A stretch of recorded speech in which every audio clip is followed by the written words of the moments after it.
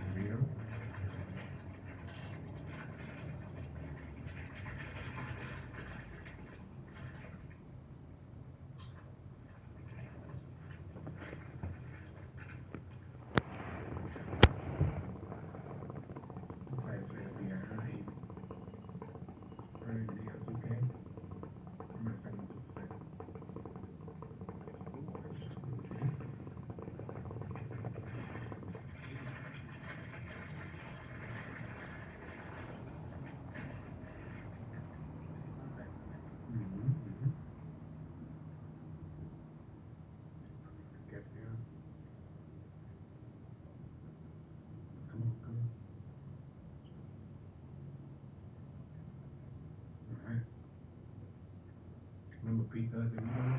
And I'm gonna eat it.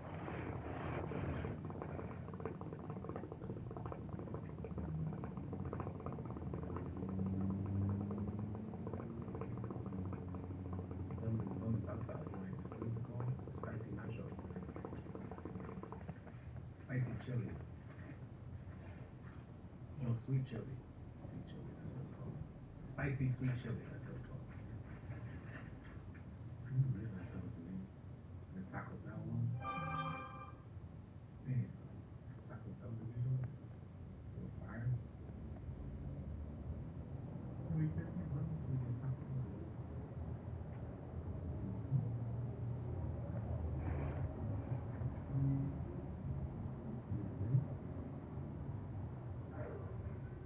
It's crazy because I played that play in particular, but my player is just moving here.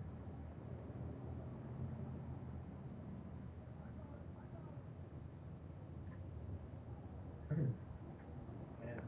Miami Beat, yeah, I was gone. Purple bag, yeah. Yeah, purple bag was crazy.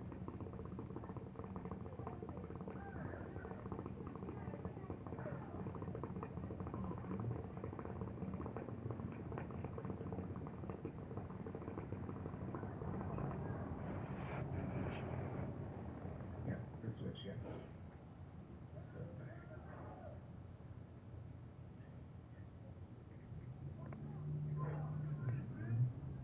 Cheeseburger Doritos? What in the world? Yeah, $5 Doritos? These whole bag.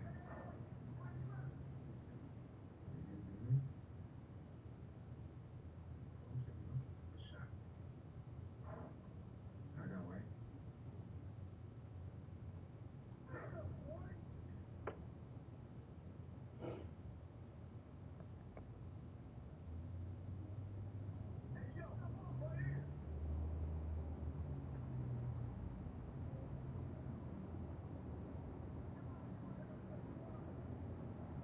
Mm-hmm. Mm-hmm. Mm-hmm.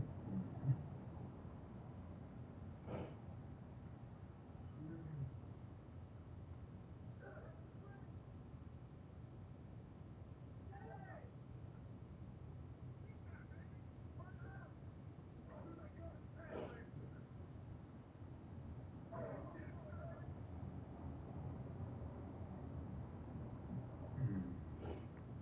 It just moves around like a chicken's heck though.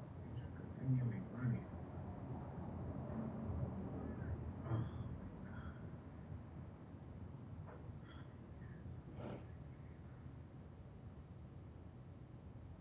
so I'm hitting L2 to get into the box position. Doesn't register boxing, then it lets me slide around me and slide right through the box. It's insane.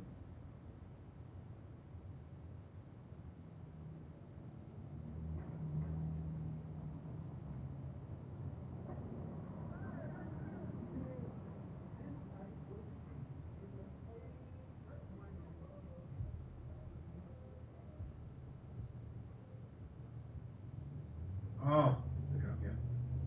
Rotation tool. Better now. Of course, that makes sense. I got the.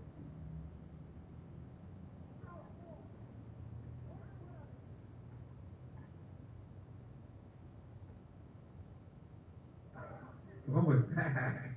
What was that? Let's take it. Yeah, rock, please. That's supposed to steal. Big blocks.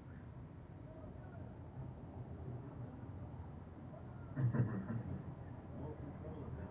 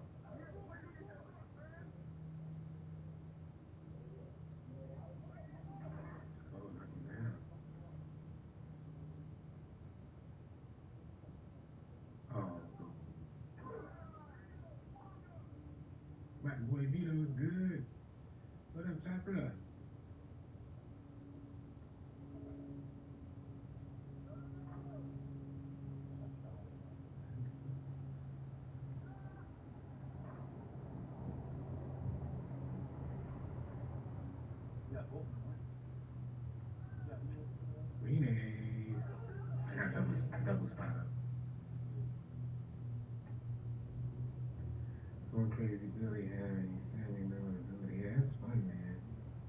It's fun.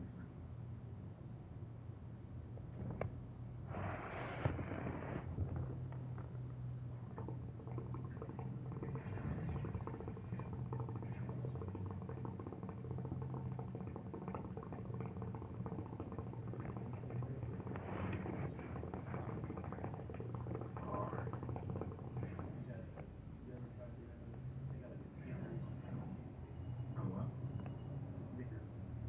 Oh, no, I never tried it.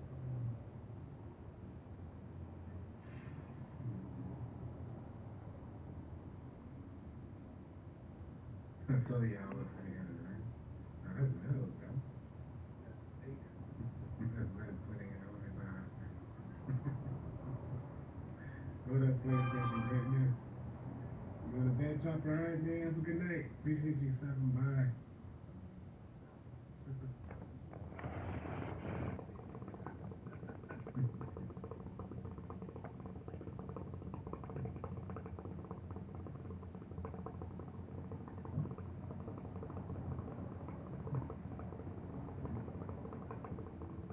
Who's that?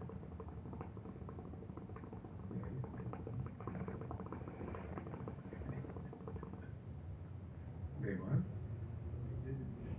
No way. Nah, unhide him. He was just joking. He should be able to unhide him. Oh, man.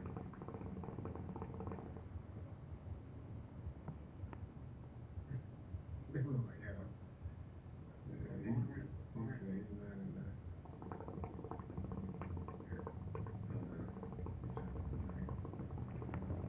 I was on him. I appreciate you, man.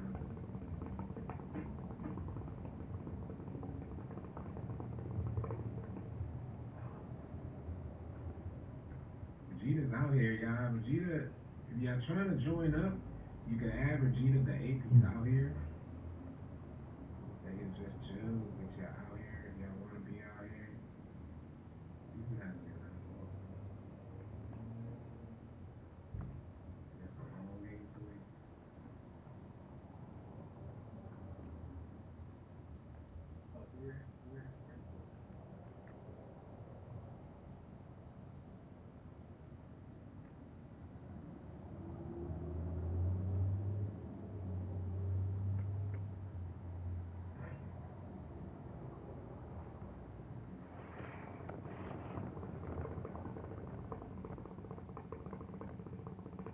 Oh, good man. I thought you good, man. You good, bro?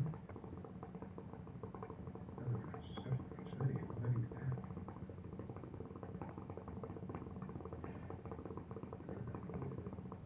That's right. We having fun so far. Yeah, all good. PlayStation Greatness. We good, man. Yeah, that's a Converse joint. This thing is.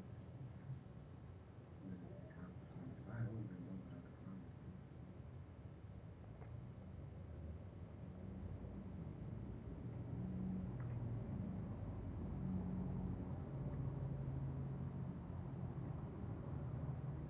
He said, nah, get off my hoodie trash.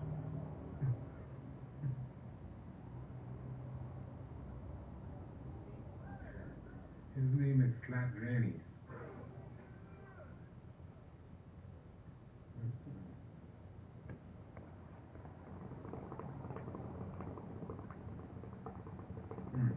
Oh my God, they all jump. Okay. He's going in, he's aggressive. Ah.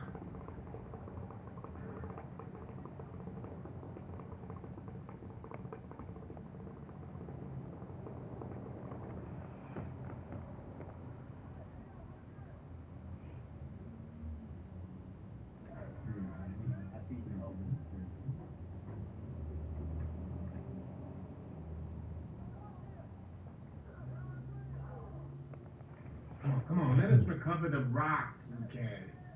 And that's just pure nonsense.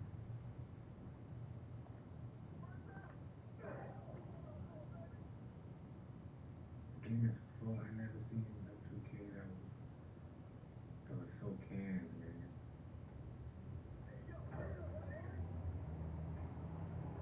up, Big Crit? What's good, man? Appreciate you watching, bro. Which one is supposed to be mine? I guess I love it. Alright. Damn it, man. He's just sliding right through.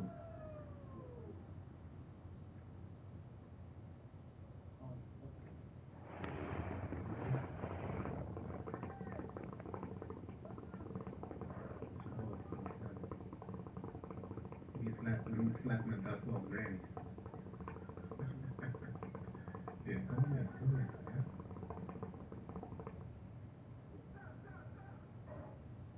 You better not. Yo, I mean, come on, man. That shit is so fucking fake, man. It's a complete box out position. Oh, man, this game here. Yeah.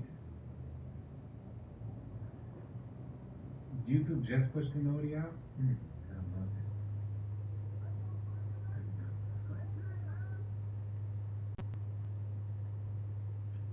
There we go.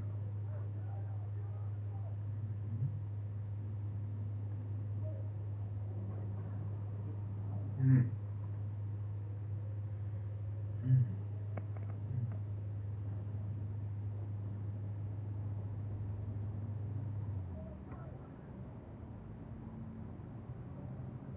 So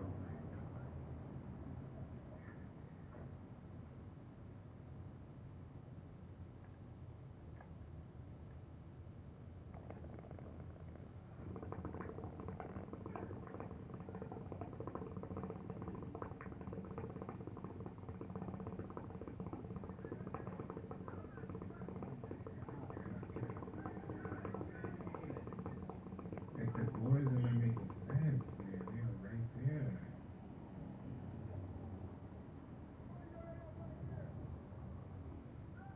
Let's go. The greens. 24 hours, yep. Yeah, let me see if I can lock in on this guy here.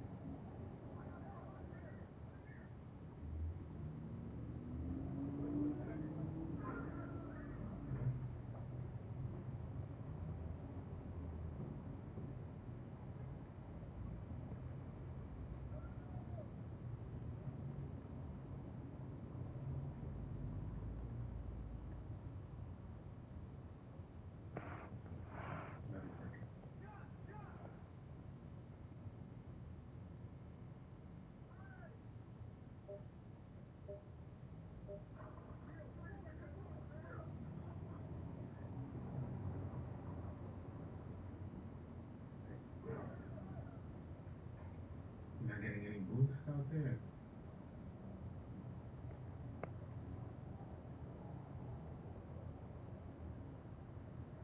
Let's go now.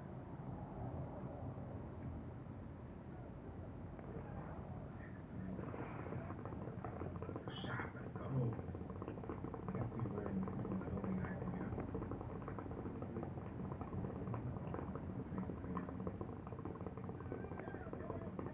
So, oh man, they were gonna hold us off of that too. Let's see. Did you watch Juno's video about Sally? No, I haven't yet. You can stay, my boy. Yeah. Let's go, yeah.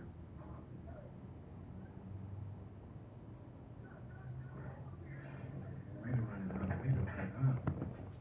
I feel like we just barely winning every inning.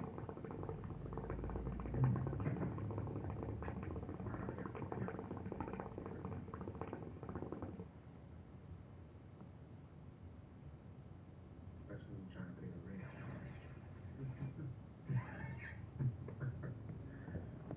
Oh, man.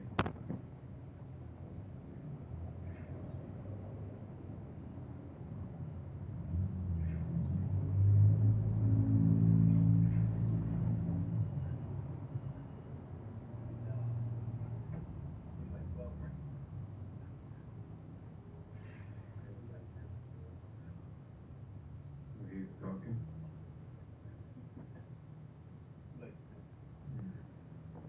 I can't feel my pants. Man, you're my pants.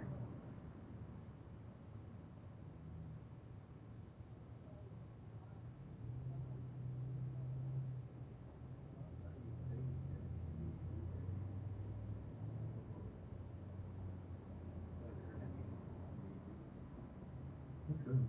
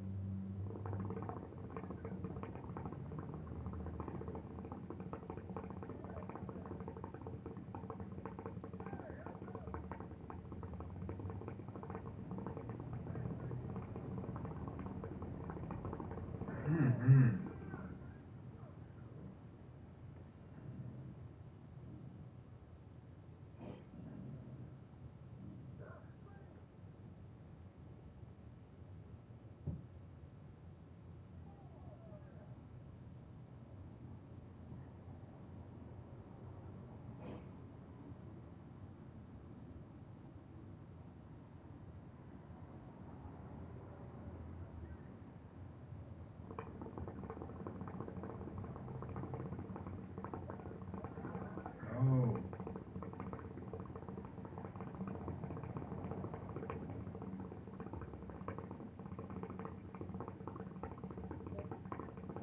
Oh, look at that. Well, man, come on. Damn.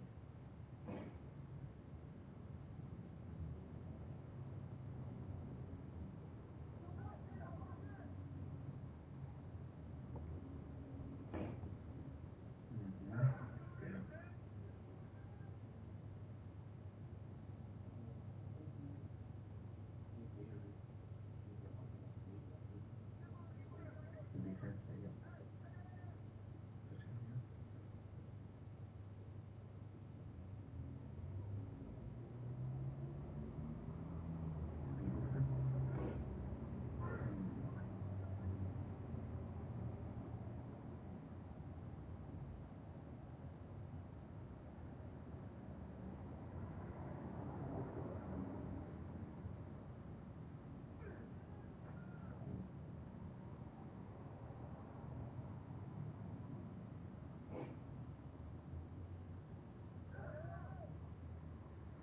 Oh, that was such a steal. Oh, man.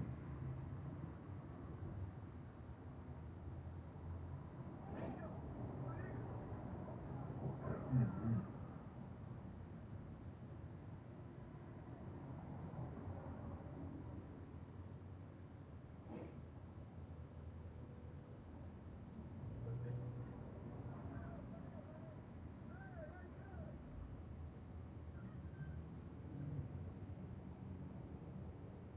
Oh, big blocks. Of course, baby. You saw how quickly they let him recover over that. I mean, it's silly, bro. I mean, it's just so silly, man. Beyond silly.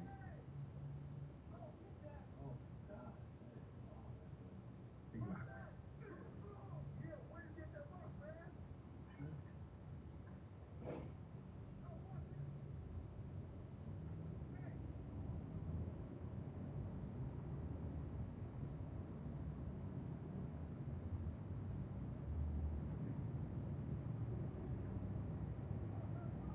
Mm, mm, mm. Mm, mm, mm, mm. Mm. And the whole lane is there wide open for me, and they freaking allow that.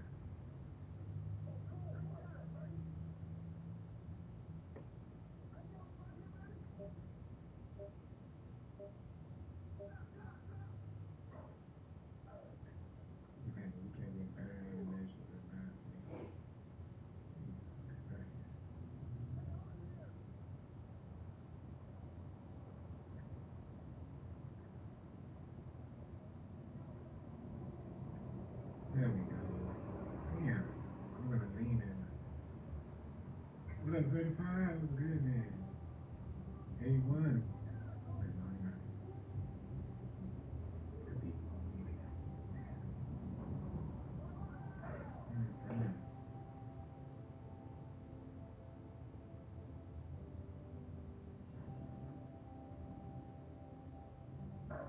Yo, like, what's up with the block? What do they got against a clear block, man? I remember blocks used to be able to toss them across the court. Like, man, I be looking at a regular standing block. Man, I appreciate you.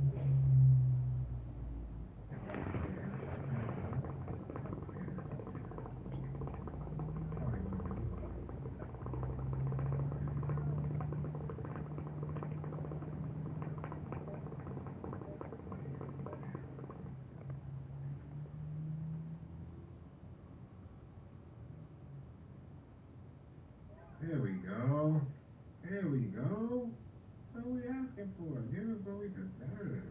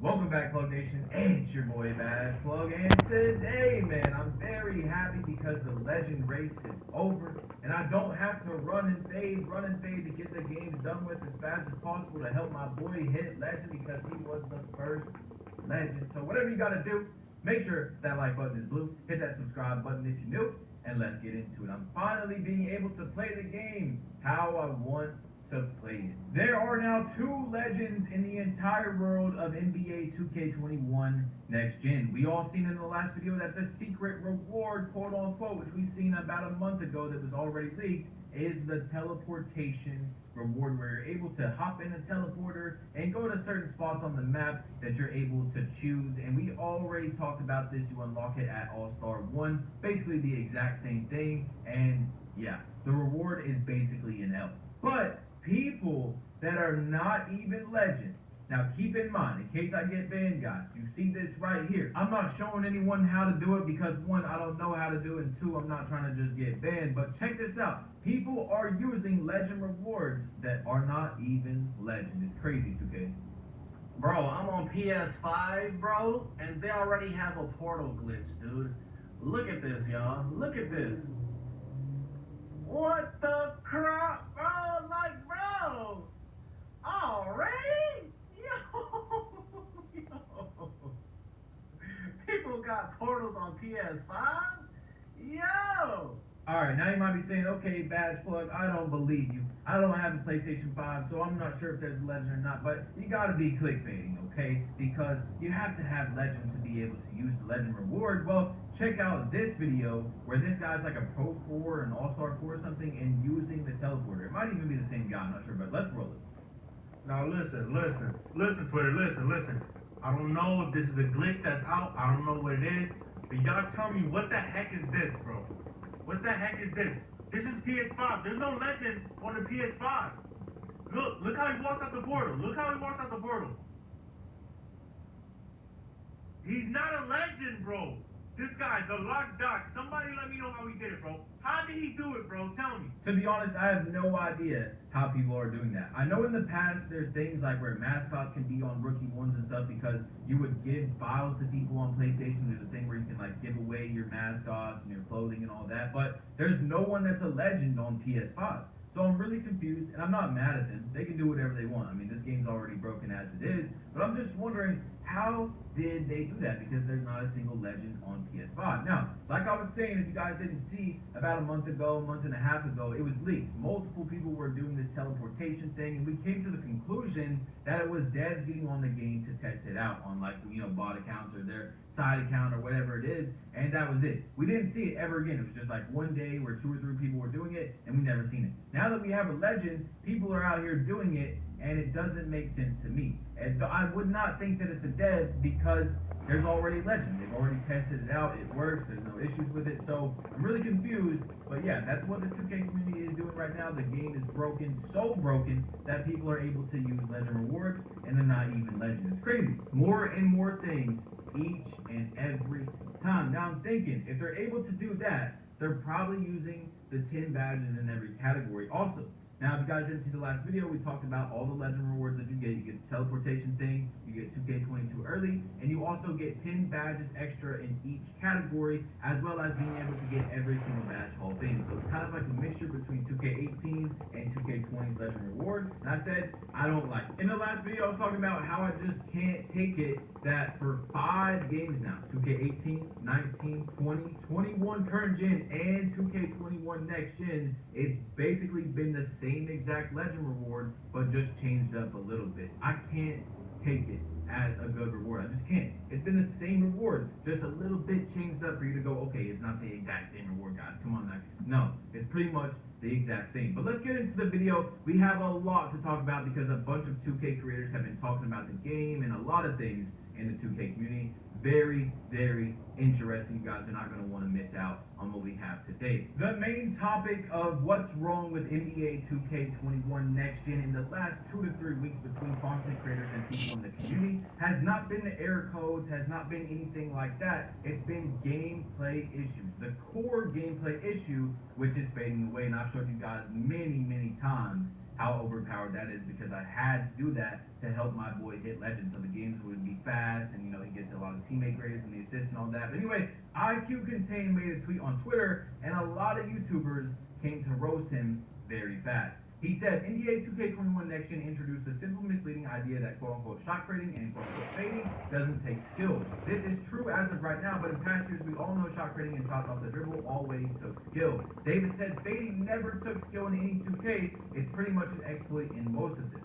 Quill said, fading has never ever taken skill, LOL. It's the different or off dribble shots that do, like pull-ups, spin shots, etc. Coldman said, nah, it's always taken less skill. It's just worse now.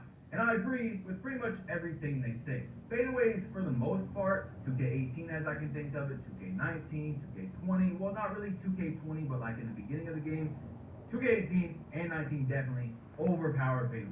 The only thing that really took skill was like what Tyzino does, those little step backs, those little spin jumpers, stuff like that, the hop steps, and it takes a lot of like skill to do those, to hit the right buttons to get in that animation to time them right, but really just running and baiting, especially through screens and stuff, has never really taken a lot of skill at all. Now, it does take a little bit of skill to like hit those shots consistently, know when to shoot them, know when to pass out, but pretty much very low skill considering like you can ISO and other things that take a lot more skill like Pro-Am, Rec 5v5, because you can't really do that in those game modes, and it shows that's really just a part thing that a lot of people do, and 2K allows it in the game. But anyway, that's up for another day, a big discussion about fading away. We all know it doesn't take a lot of skill at all, especially this year, but I do agree with what people were saying in those comments that it really never has, to be honest. Anyway, Agent made a tweet that was very important. He said, "What's some things y'all want changed in NBA 2K21?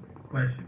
And creators flocked to it like some ducks and a bunch of bread on the ground. You know what I'm talking about? Ticino was the first one that I've seen. He said this: "The game has nothing you want to grind for progression-wise, so there's no point of putting in big hours. Every level reward is boring and been used to last for years, but that won't change until 2K22. Now, I feel like Ticino has some insider information, or he wouldn't have said for sure that's going to be changed in 2K22, but maybe he was just putting it out there that they're probably going to make different rewards next year because they have used the same ones like 3 years in a row. But that's the same thing I've been saying since basically the beginning of the year. There's no incentive to grind. There's no rewards that make you wake up and go, I need to grind so I can unlock this right here. I told you guys that lots of games that I've played throughout the years, I've looked at it and I said, why did I play these games? Like Call of Duty. Let's talk about Modern Warfare 2, Modern Warfare 3. I put in hours and hours on end to unlock a moving calling card because I thought it was cool. Moving emblem. You know what I'm talking about? Those of you that know, drop a like on the video. But there's so many games that I've played, and there's very few that I played that were just playing the game. No reward. A lot of the games that I played and put so many hours into, I have done to unlock things that you can use that I thought were cool or would make my player look cool or whatever. This year, nothing.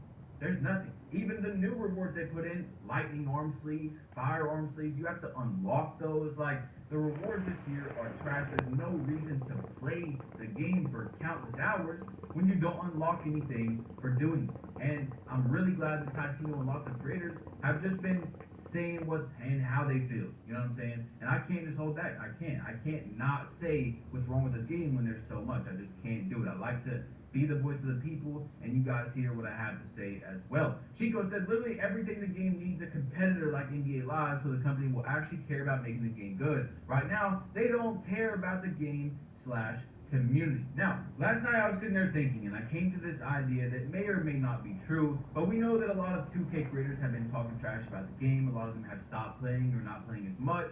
And I feel like 2K, because remember guys, the last patch came out on December 14th. It's been over a month since we got the last patch, or even an update on if a patch is coming in the future. I feel like 2K is kind of like doing a little strike back towards us, saying, hey, if you keep talking trash about the game, we're just not going to fix it. That's almost how I feel at this point, because we haven't even got an update on if anything is going to change or be fixed. But Toxic on Twitter, we got to play this video because it's hilarious. He said, after I teleport to 2K Studios after hitting Legend and seeing my rewards, let's roll it. Yeah, it's just basically a bunch of people getting slapped up. But the said that special delivery needs to be removed/altered. After playing over 4,000 blah blah blah, this badge is too overpowered. People are takeover made. You shouldn't be able to get team takeover in one shot. 2K should change it to just a Lob City Patcher badge or nerf it. Now, in the last video, I believe we talked about this. I have my own opinion on what 2K should do. I feel like they should take out Hot Shot or nerf it. And also, I have no idea how 2K allow you to be able to get team takeover in literally one shot. And you can only do it on certain takeovers. And it just so happens to be the shot creating takeovers. And also that Hot Shot works on whites. I'm sitting here clamping dudes up 0 for 3, 0 for 4. He gets flashy past the ball, hits 140% white, and guess what? Now he's got team takeover. Team takeover off hitting one white. You should only be able to get and use Hot Shot off a green shot. You know what I'm talking about? I have no idea why you're able to shoot a white and get team takeover off of that. Anyway, like we were talking about in the last video, so many people were upset after they seen that the quote-unquote secret legend reward was trash. Bandit said, not gonna lie, I hope when I go through that portal it sends me to the 2K headquarters so I can spear everybody in that damn office. Trash reward. like people were very upset. You know what I'm talking about? Toxic posted on Twitter, and he said, 2K, y'all need some creative level reward ideas or for par, contact me, I'll work for free. Y'all got plenty of people in this community who can come up with ideas since y'all seem to be out of them and putting the same rewards and animations in. And I'm gonna say it right now, you guys, listen to me. I will do the same exact thing, 2K. I will put in hours and hours of work to help out the community, give us good rewards, or at least give you guys ideas to be able to put new stuff in the game. I'll do it for free. No payroll, nothing like that. We can count as community service, whatever you want to do. You know what I'm saying, 2K? I will literally be there on Skype. I'll come to the office in California for free. I'll even buy the plane ticket myself. Please. Let us help you if you're not going to help us. Ermi DF said 2K22 Legend Reward gonna be a sleeve with your gamer tag on it. Now that might sound like a joke, but I couldn't even laugh because the way 2K is going with these rewards, man, that might be something they put on there. Dignify said we gotta do better. ... Need to complete 180 in 2K22. Power posted this tweet. And this was pretty shocking, but we all knew it kind of. Bro, no wonder why they're not lowering VC prices, LOL. 2K20 made $1 billion. It's already exceeded $1 billion in sales in August. In August, they still made more and more sales, as the year goes by, but they made over $1 billion on just NBA 2K20. Not a million, not 100 million, not 200, no, $1 billion. A LeBron Nike lifetime contract is what they made on one game in a year. Laker fan on Twitter said, I try my absolute hardest to stick with 2K, and he is not disappointed. Portland has gone 3 of 7 from deep so far in the third quarter. And every other dev has gone straight MIA. What are y'all doing? Make gameplay updates. We have not had any gameplay updates. And too long on the shot. Swante, who's another creator for 2K, said, whole 2K dev team needs to be fired. Complete morons that have low comprehension skills. Whose bright idea was it to make people get team take after one pass and every build can fade, OD, contact dunks, and shoot hella contested? Bunch of idiots. Now, I honestly think, and I'm going to keep saying this because honestly we'll never know, but I really think that it's not the devs that is the issue with what's going on in the game. I feel like 2K tells them what to do, tells them what to put into the game, tells them when to go in and fix stuff. It's really not the devs' fault. I'm not really sure, but that's just my idea on it because I feel like they do care about the game. It's just that they're boss. You know what I'm saying? They're not the top of 2K. They don't make all the decisions, but we'll, I guess, really never know. Coleman said, I guess the devs gave up on 2K21 next gen. 2K hasn't had one update in over a month now, and multiple issues still aren't fixed. Literally no communication from the devs. This is awful. Nobody calls them out on their BS anymore. ... Guess those logos mean a lot. Joe No said, video dropping tomorrow, Bull. Turn on the noties. Now, I'm not sure what that is, the whole thing. Like, I like Cole, and I definitely like that he's speaking out, but a lot of people are definitely talking about 2K that have logos. Like, I mean, I've made like 6 videos in a row, and I don't think I gave them any type of positive review at all. It's just been very negative. I mean, this whole 14-minute video has basically been talking trash about 2K, so I'm not sure where he got that because a lot of people have been talking out about 2K, and a lot of people that have logos, but there is definitely some, there's some content creators that we can definitely see pretty much that they have a contract because they don't ever really say anything bad about 2K. And it's whatever, man. It's their life. They're on a contract. They can't say nothing. They want to continue their relationship with 2K. If I lose my logo, it's whatever. You know what I'm saying? At the end of the day, it's whatever. But I'm actually about to give 2K one positive thing, but it's not probably positive. I said all this and haven't lost a logo. So at least they're not taking logos from people right now that are talking about the game, in a bad way. But at the same time, they've only done one logo day, so I feel like, and they're not even updating their game, that they even care or are even watching these videos. So yeah, that's pretty much it. Anyway, Joe Knows made a video, and he said the sad reality of NBA 2K21. I mean, he told Cole he was going to upload it, and he did. And basically, the whole video was talking about nothing but the gameplay issues, which is, like I've been telling you guys, the core of the game. When the frame rate issue was in the game, I was telling you guys that has to be fixed because it's the most important thing. You can have all this cool stuff like NBA Live, where you're able to play across the world, play in China, next day play in Africa, next day play in South America, but if the gameplay is trash, you don't want to play the game.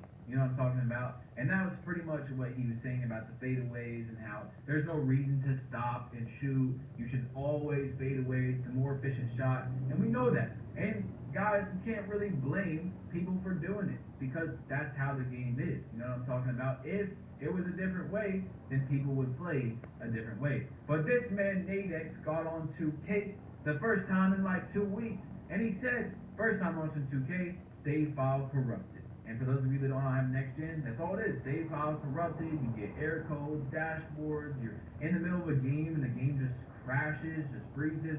It's crazy. It really is. Nate said, Mike Wang been on vacation since the game came out. Laughy face. That got like 600 likes on his second Twitter. So after I seen that, I went straight to Twitter and I was like, okay, you know, I've seen Mike Wang tweet once or twice. Let's check it out.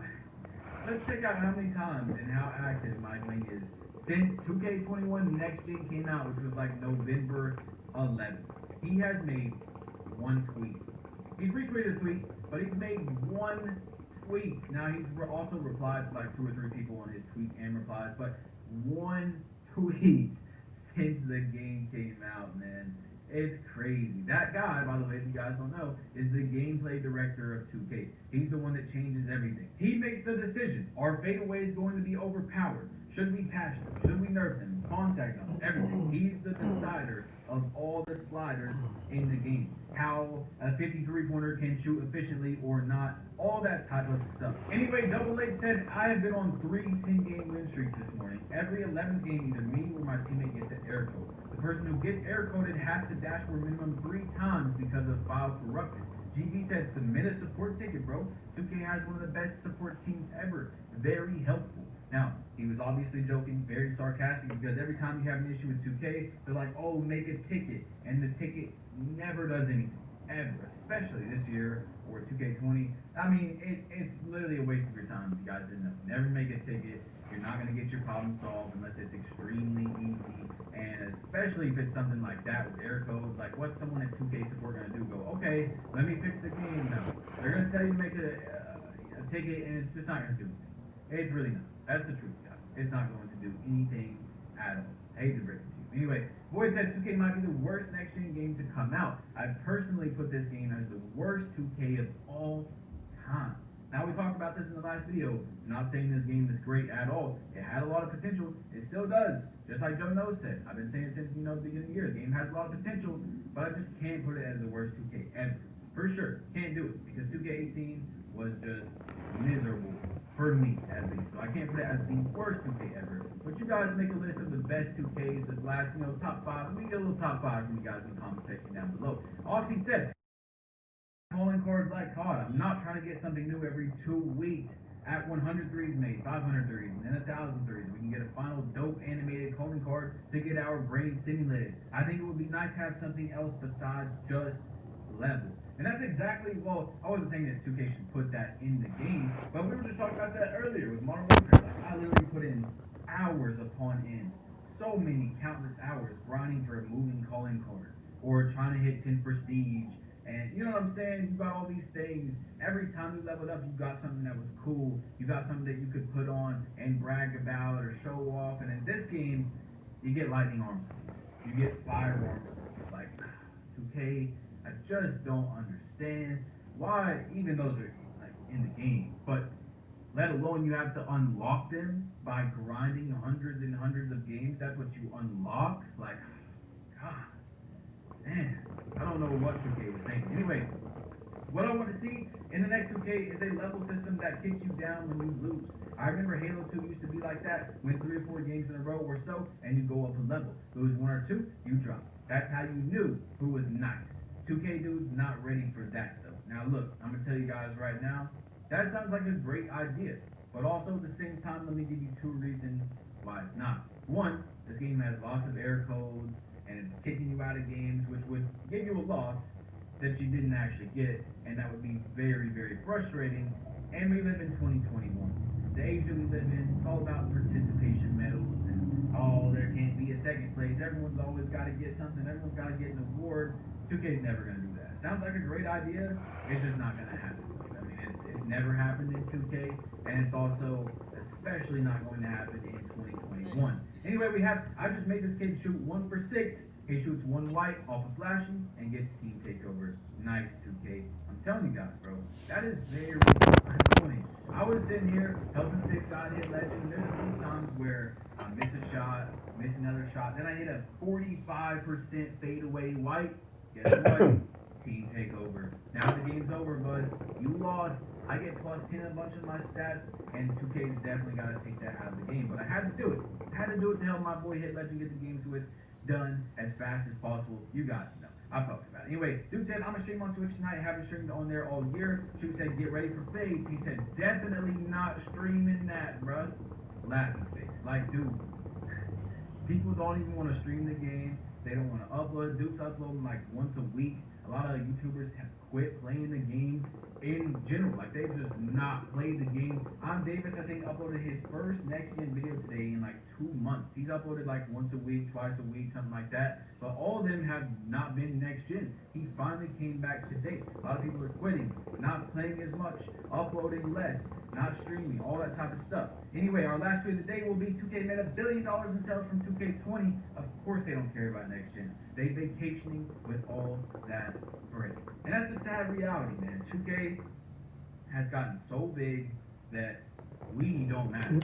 You guys that are watching this video, we are what you could call community. There's like Call of Duty. There's so many millions of players that play since COD 3, COD 4, COD 5.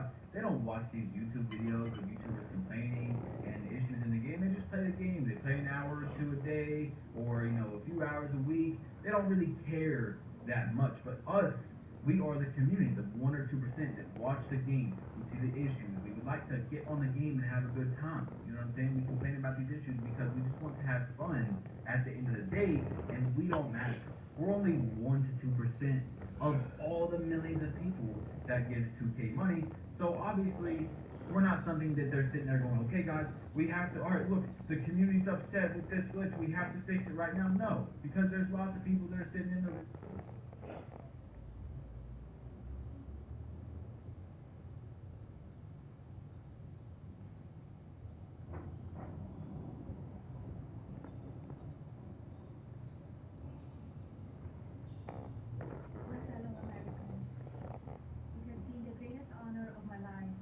serve as First Lady of the United States.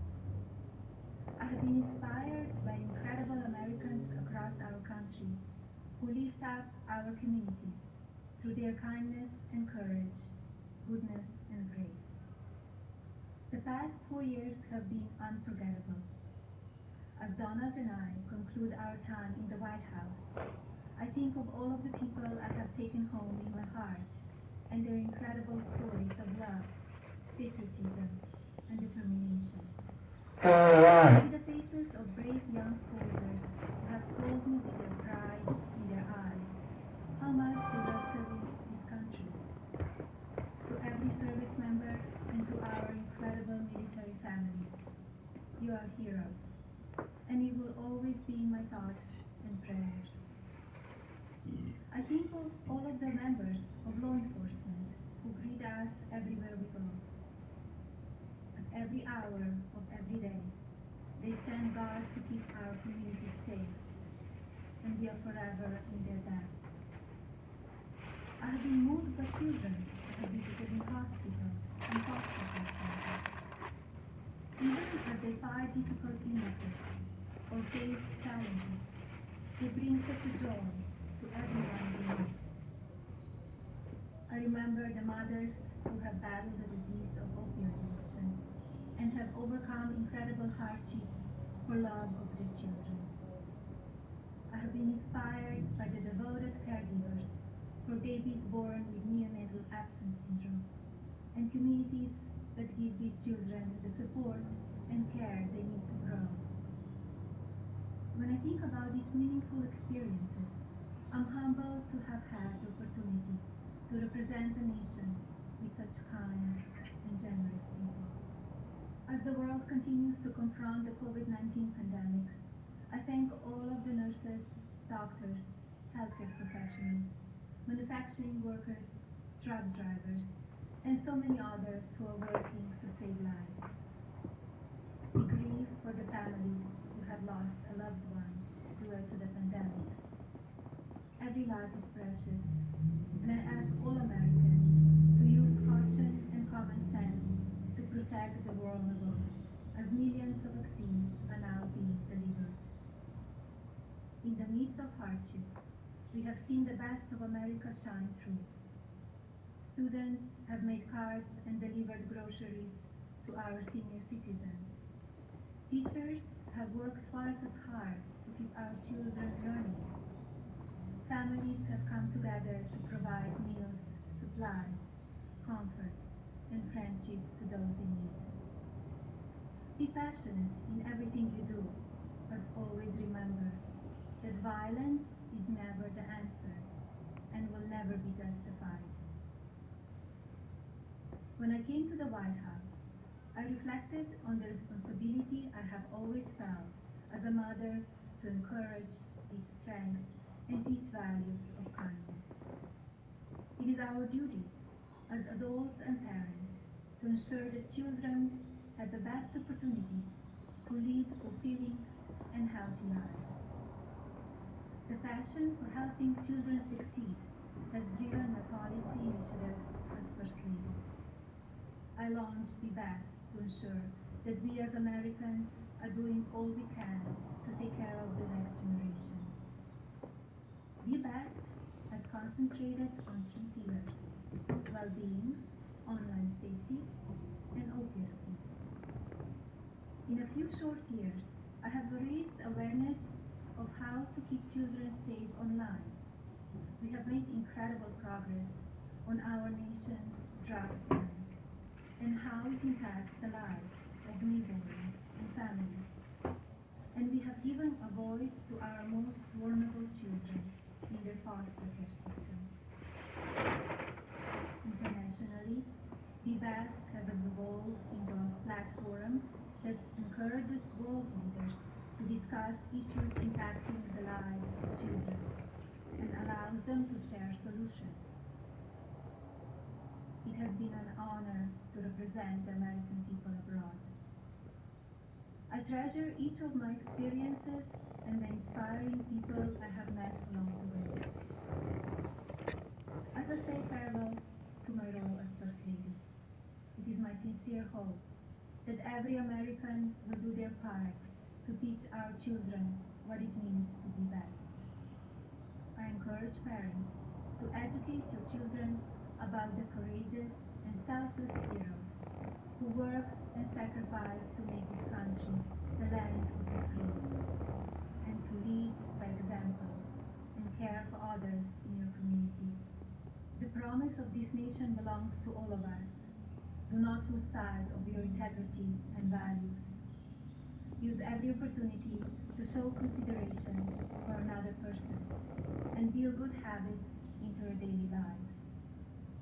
In all circumstances, I ask every American to be an ambassador of Be Best, to focus on what unites us, to raise above what divides us, to always choose love over hatred, peace over violence, and others before yourself. Together, as one national family, we can continue to be the light of hope for future generations and carry on America's legacy of rising our nation to greater heights through our spirit of courage, goodness, and faith. No words can express the depth of my gratitude for the privilege of having served as your First Lady. To all the people of this country, you will be in my heart forever. Thank you. God bless you, and God bless the United States of America.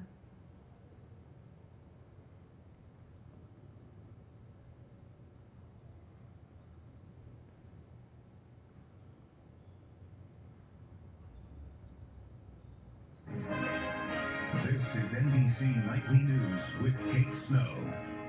For moving trucks at the White House today, President Trump only has 2 more full days in office, but his final days, of course, are overshadowed by an impending impeachment trial in the Senate. Kelly O'Donnell reports. The practical transfer of power today as another moving truck left the West Wing. Cleaning contractors on the job. while flags and banners to usher in the next administration are ready on Pennsylvania Avenue. A secluded President Trump, perhaps just days from a second Senate impeachment trial. But a spokesman today said the president has not yet made a determination about hiring his legal team, belittling the process as an impeachment hoax. House Democrats trying the case are reluctant to publicly discuss strategy or specific timing. There's, of course, conversations going on between Speaker Pelosi and the Senate, but we'll be ready to go when it starts. Trump ally Senator Lindsey Graham argues that impeachment was not intended for a former president. This is a scarlet letter impeachment where the Democrats are trying openly to disqualify President Trump from ever holding office again. Some Democrats say President Trump could also lose access to national security secrets granted to former presidents. There's no circumstance in which this president should get another intelligence briefing, not now, not in the future. Biden officials urge senators of both parties to split time for confirmations, the Biden agenda, and a trial. It's important for the Senate to do its constitutional duty, but also to do its constitutional duty to move forward on these appointments, on the urgent action the country needs. And Kelly's with us. Kelly, there's an important step that Kamala Harris is taking tomorrow. Kate, aides say Harris will resign her Senate seat tomorrow. California's governor has already announced her replacement, Alex Padilla, who along with newly elected senators from Georgia is expected to be sworn in this week as Democrats take control of the Senate and the White House. Kate? Kelly O'Donnell at the White House. Kelly, thank you. Let's turn to the COVID crisis now. A new hope on the vaccine front. One glimmer of good news amid the heartbreaking accounts of healthcare workers who say COVID's impact is only getting worse. Megan Fitzgerald reports from Los Angeles. Tonight, as Americans are frustrated over the slow vaccine rollout, Dr. Anthony Fauci says help may be on the way. Johnson & Johnson and AstraZeneca's shots could soon be evaluated for emergency use. I would imagine within a period of a week or so, or at the most a couple of weeks, they're going to be getting their data together and showing it to the FDA. Another vaccine can't come fast enough. Of the more than 126,000 people hospitalized nationwide, nearly 21,000 are in California, where healthcare workers are begging for help. If I could...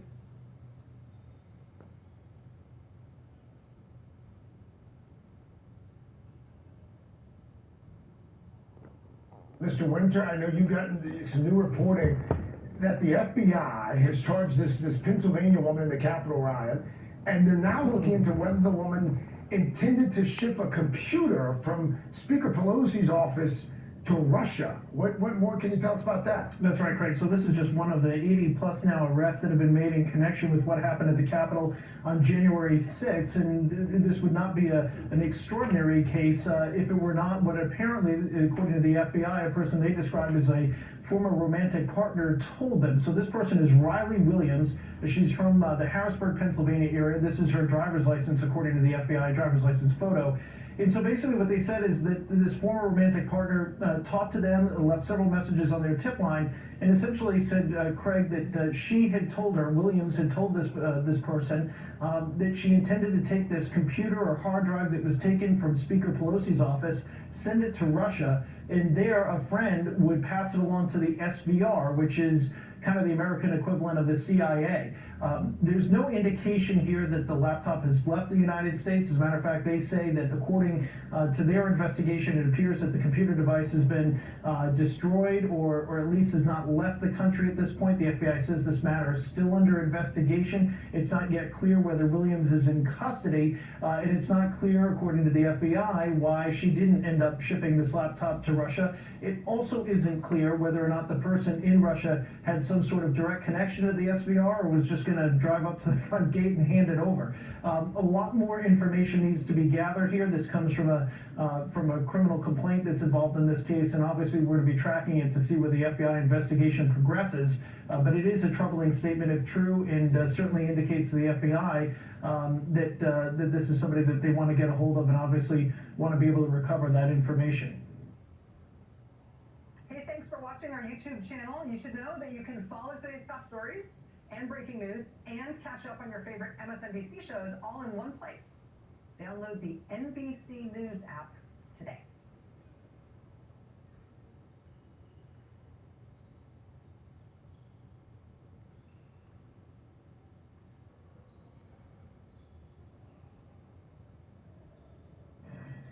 State houses across America remain on high alert due to threats of violence and potential protests, including the Capitol in Lansing, Michigan, creating a bit of political deja vu for the women elected to lead that state. Last April, armed protesters stormed the State House after Trump tweeted to liberate Michigan. This was during the height of protests over the governor's mask mandate and COVID closures. The sitting president has not hid his feelings about the women who run Michigan. Michigan, all she does is she has no idea what's going on, and all she does is say, oh, it's the federal government's fault. What you're doing in Michigan has been amazing. Now, you got to get your governor to open up your state, okay? Lock 'em all up. Despite that onslaught, Governor Gretchen Whitmer, Secretary of State Jocelyn Benson, and Attorney General Dana Nessel used their experience to warn us that the siege in Lansing was just the beginning. January 6th proved they were right. Sat down with them earlier today to discuss how they prepared Michigan once again for the possibility of unrest. Thank you all so much for being here. Governor Whitmer, here's what we heard from the Lansing police chief about how officers are preparing for potential unrest. I am very concerned about the safety of our officers. What we saw, on television reference to U.S. Capitol was just horrific. And so for us, and me as a police administrator, I've had to have some tough conversations with our officers. And with that, we're still in the midst of a pandemic. And so we have to take that issue into account, that variable. And so we'll be doing the best we can to make sure our officers are mentally ready as well as physically ready as well. Governor, how confident are you in the security measures that have been put in place in the Capitol this weekend? Well, there are always a lot of unknowns, but I think we are prepared. We have joined our forces from our Michigan State Police to the Michigan National Guard to the local police department, as you just heard from the chief, and our county sheriff's department as well. We take this very seriously. Sadly, here in Michigan, we've been living with a lot of this a lot longer than the rest of the nation has in terms of seeing it play out at our Capitol 10 days ago, and that's why we are taking this very seriously. A success looks like everyone going home safely, but we are prepared if there is any action toward violence, toward destruction, and we're working collaboratively with our Attorney General and across law enforcement.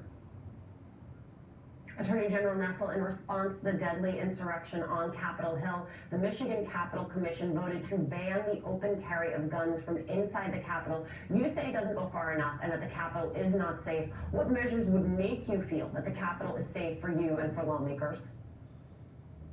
Well, all we would really need to do is to implement the very same procedures that we have had in place for decades in every single courthouse in the state of Michigan, which is simply to have metal detectors and to have either police officers or security guards who are, ensuring that people are not bringing in either firearms or explosive devices of any kind. And that's we do that when we go see the Detroit Lions play. I don't know why we can't have the same security measures in place for our lawmakers and those who wish to visit our state capitol. Secretary Benson, armed protesters have held rallies outside of your home. What precautions have been put in place to protect lawmakers not only at the Capitol building but outside? We've been working in partnership with law enforcement at the state, local, and federal level to ensure that protections are in place. And we've got a lot of information and data to ensure that those protections are effective. So I feel very safe. I know my colleagues do as well. But it's about being vigilant, and it's about keeping a focus on the issue and recognizing that the hateful words and rhetoric that we've heard for months now in our social media networking and everywhere else has indeed transformed for the possibility of hateful actions. And we have to be prepared for that. Governor Whitmer, here's what the leader of the Southeast Michigan Volunteer Militia told our NBC News reporter Dasha Burns about the storming of Michigan's Capitol. Take a listen. Earlier last year, when the militias of Michigan and the protesters let themselves into the Michigan Capitol, we were loud, We were obnoxious. We got everybody's attention. There was no violence. There was no destruction of property. There was no injuries. We went in. We had our voices heard. We left. We had a good time doing it. The world's changed since then. Hopefully we can get back to it. But for right now, we just have to come up with different avenues. Governor, your reaction to that characterization? Well, I think that success is having the ability to voice your support for or your critique of your state government. There's no question. But it's also defined as everyone going home safely. And that's what we are hoping for today. Now, that last event that he just described also had people with long guns and automatic rifles standing them up legislators and intimidating them. That's much the same tactic that we saw play out in the nation's capital. Many people that were a part of that last event that he described were actually indicted in the plot to kidnap and murder me. And so it is not just a demonstration. What we have seen is scary, very concerning elevation of actions taken to intimidate or to hurt people who are simply trying to do their jobs and keep people safe. And whether that's directed at me or Dr. Fauci or Secretary Benson or the Secretary of State in Georgia, it is wrong. And I'm grateful that people are coming to this conclusion after it being directed at the United States Congress. But this has been going on for 10 months, and we've been asking people to take this seriously. Well, to that point, why do you think that the storming of your Capitol wasn't taken as a warning of what was to come with the Capitol Hill attack? Because this whole year has been so incredibly partisan and destructive. The partisanship around the act of wearing a mask has cost people lives. When the president tweets something like "Liberate Michigan" or an attack on our Attorney General or our Secretary of State or on me, it incites people, it legitimizes actions to hurt us. And that is not acceptable, and it should never have been deemed acceptable long ago. I called Vice President Pence, who now was the victim of it. I called the Republican leaders here in Michigan and asked them, bring down the heat. We're seeing death threats. And no one did a darn thing. And maybe now that it has been directed at them, they will. But this is a moment where I would love to see people of goodwill on both sides of the aisle, in the private sector as well, take this on. Domestic terrorism is not acceptable, and none of us should coddle it, incite it, encourage it, or legitimize it. Attorney General Nessel, the leader of that militia, says that 4 militia groups, including his own, have told their members to stay away from the Michigan Capitol today due to potential violence from the Proud Boys, Boogaloo Boys. Is there a distinction in the type of threat posed by groups like the Southeast Michigan Volunteer Militia and extremist groups like the Boogaloo Boys? Well, there might be, but I think we have to take any anti-government groups very, very seriously. And be prepared for any or all of them to be involved in potentially illegal activities. And I know that I've had some very serious discussions with our partners at the federal level. We're very lucky we have people like Alyssa Slotkin and Gary Peters, who we know are going to play prominent roles on congressional committees involving Homeland Security. And I've talked to them about the need for more resources in the state of Michigan in order for us to properly combat this exponential rise in these extremist groups and their activities. So we have to be prepared to combat each and every one of these groups head on, and in the event that they commit any sort of illegal activity, that they can be held properly accountable. Secretary Benson, here's what that leader says about the message they want to send to Michigan's lawmakers. Take a listen. We wanted to remind our electors that they do answer to the people who put them in those offices. There's still questions circulating about the way our elections were conducted that haven't been answered. There is no apparent rush on the part of the administration to look into or answer those questions. Add that to the fact that we are on our 10th month going into the 11th month of severe COVID restrictions that are destroying businesses, disrupting families, causing problems all across the state. And there's definitely no shortage of grievances that we can voice to the governor. Secretary, you announced that Michigan clerks have already completed over 100 local post-election audits. All have confirmed the accuracy and integrity of Michigan's November election. Why hasn't transparency been enough to combat Trump's lies and misinformation?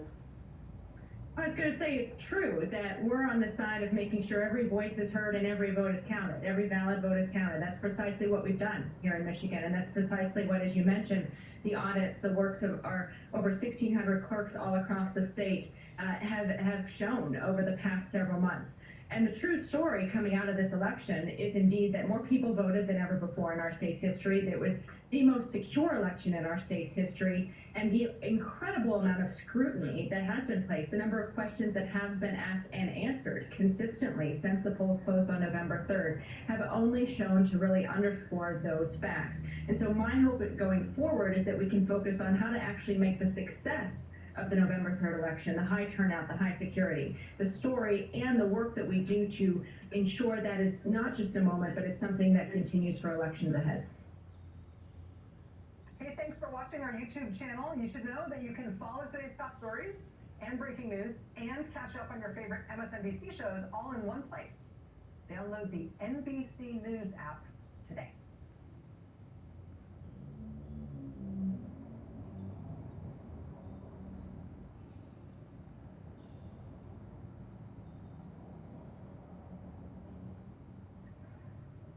Joining us now, political writer for the New York Times and MSNBC political analyst Nick Confessori and editor-in-chief of The Atlantic magazine, Jeffrey Goldberg. This morning, The Atlantic is out with its report on the 50 moments that have defined the Trump presidency so far. And Jeffrey, we're going to get to the list in a moment. But again, number 50. All right. Donald Trump touches the magic orb. How am I not drawn in? No. You want to read the entire list. You are our target. You are our target audience. Exactly. I know the orb fascinates you. It certainly does. It certainly does. All right, so let's talk about, though, before we do that, something far more fascinating and frightening. First of all, the news from the Washington Post that Donald Trump not only against the advice of all of his advisors and most foreign policy experts, he not only met privately with Vladimir Putin, but he also made sure to seize the notes from the interpreter afterwards. What's the impact of that? You know, the mind doesn't want to go where it's going on that story. It's kind of too absurd to believe.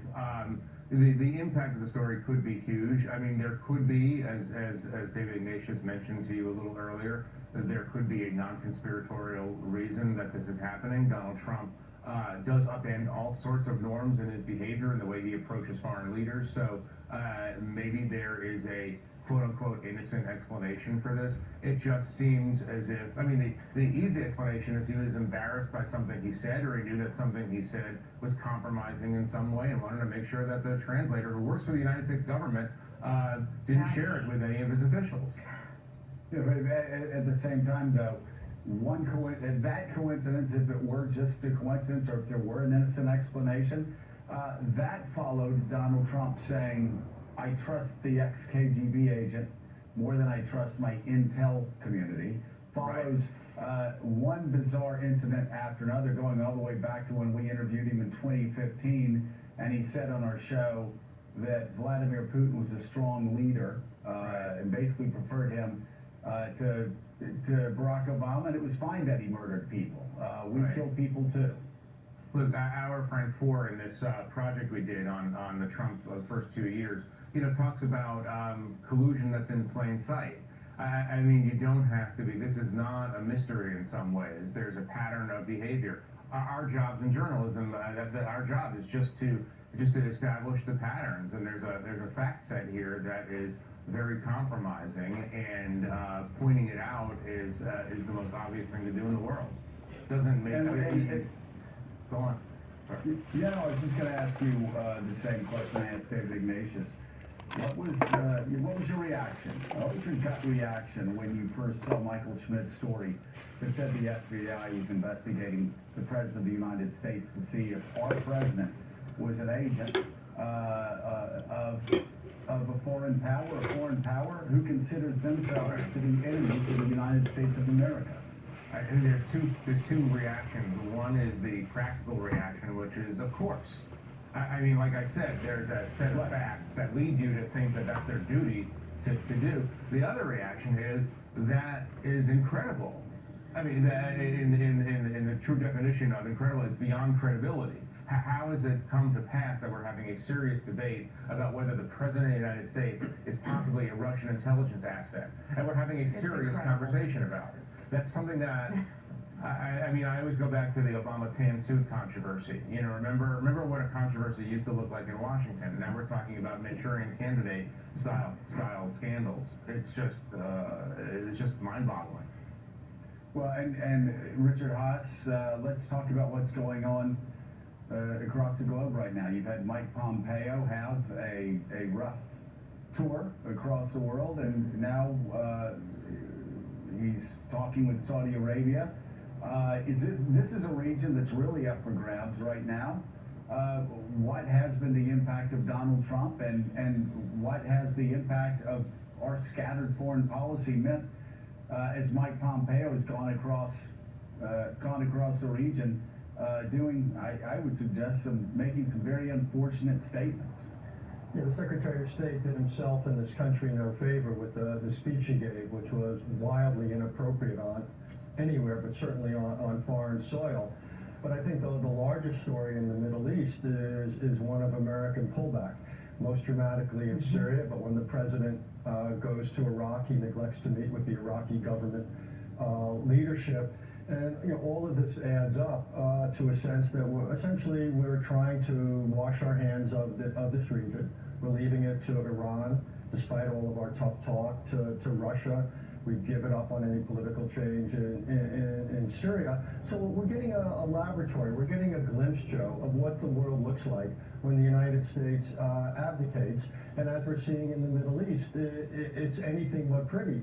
It's not just that bad people and bad actors come to the fore, but people stop thinking about what this might mean for American interests. We are essentially limiting our influence in a part of the world that still matters, whether it's energy or the potential for terrorists or nuclear proliferation. I'll just say one other thing. A few weeks ago, we were talking about the new year, and I said that the thing that worried me most was the possibility of a war involving Iran. Well, in the last 48 hours, we've seen the National Security Advisor talking about asking for war plans for potential strikes against Iran. You've got an Israeli government that's attacking Iranian position in Syria in the run-up to the Israeli elections. You've got a Saudi leadership that would love to have the story be the problem that Iran is posing, so people stop talking about Mr. Khashoggi's murder. So this is beginning to line up, I think, as the most dangerous part of the world for 2019. David Ignatius, you have a president who talks about wanting to bring an end to what he calls endless wars, taking a couple thousand highly effective troops out of Syria, and at the same time his national security advisor is making plans to attack Iran. The Syria back and forth has just been appalling.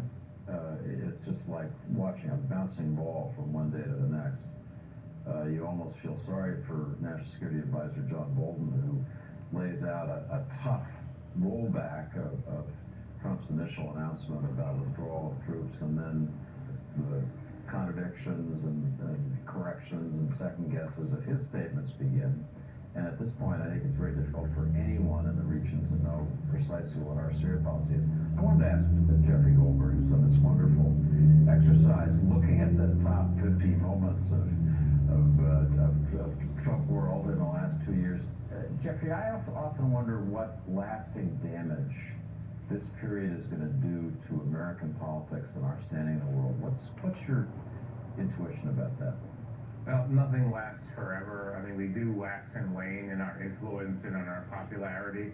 But I do, and look, you're on the exact right question. It's when Trump is no longer president, do we bounce back to our usual selves, or is this some sign of inevitable decline? I think obviously the longer this goes and the weirder it gets, and you know what, it's this bipolar quality or multipolar quality to policy making right now. No one can trust us anymore because the president makes foreign policy by tweet after seeing something on television. The national security apparatus and the foreign policy apparatus, such as they are,